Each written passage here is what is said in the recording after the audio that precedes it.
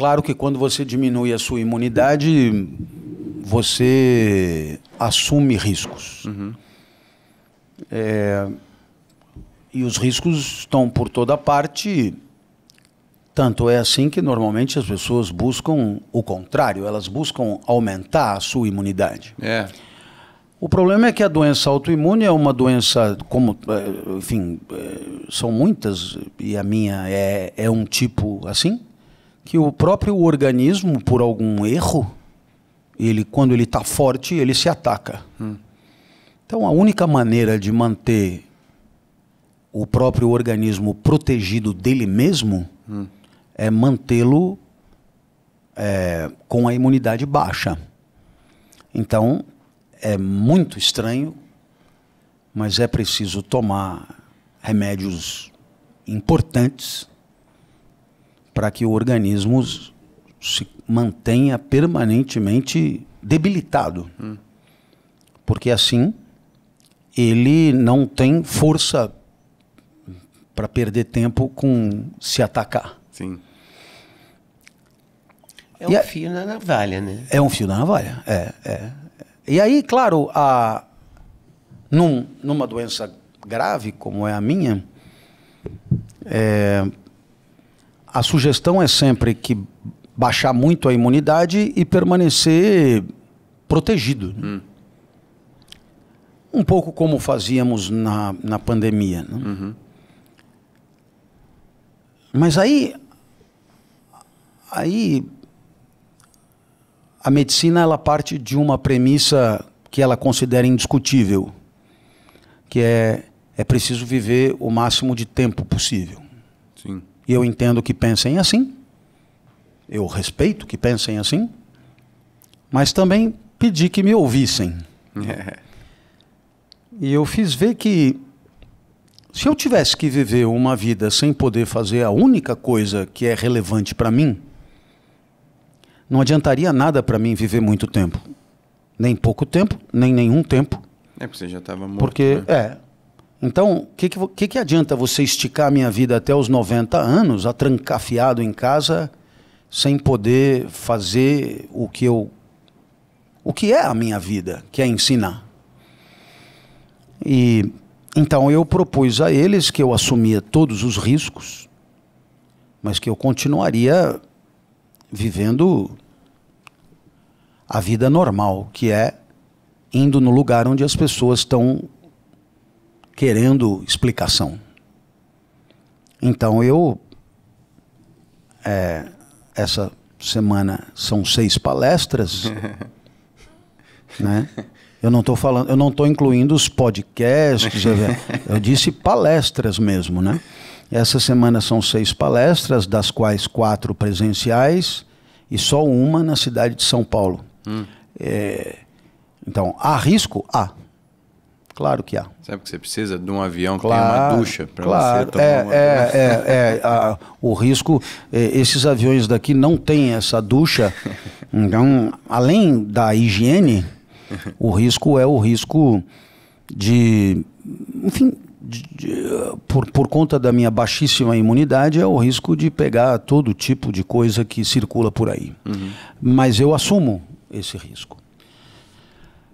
Por acreditar que se eu puder dar mais uma palestra, 2, 3, 5, etc., é isso que faz sentido para a minha vida.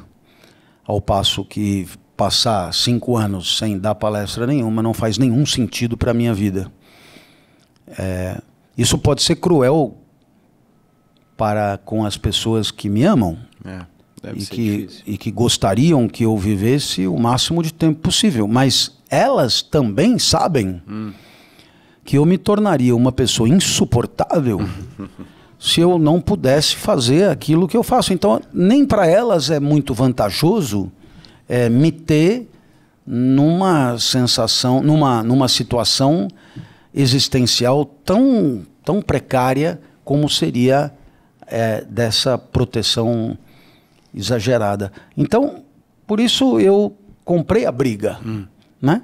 Eu comprei a briga e eu não me arrependo, e a cada nova palestra que eu dou, mais eu me convenço do acerto da minha decisão.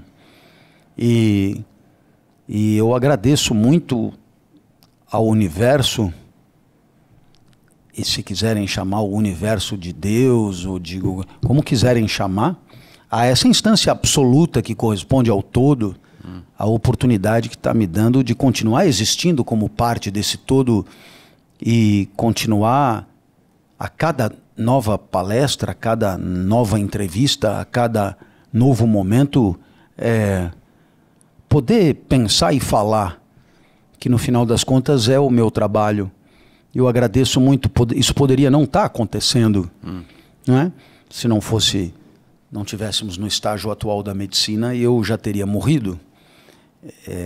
Se eu tivesse nascido em 1800, eu já estaria morto. Então eu agradeço muito, agradeço a ciência, agradeço a civilização, agradeço a humanidade por ter chegado onde chegou e me permitir viver,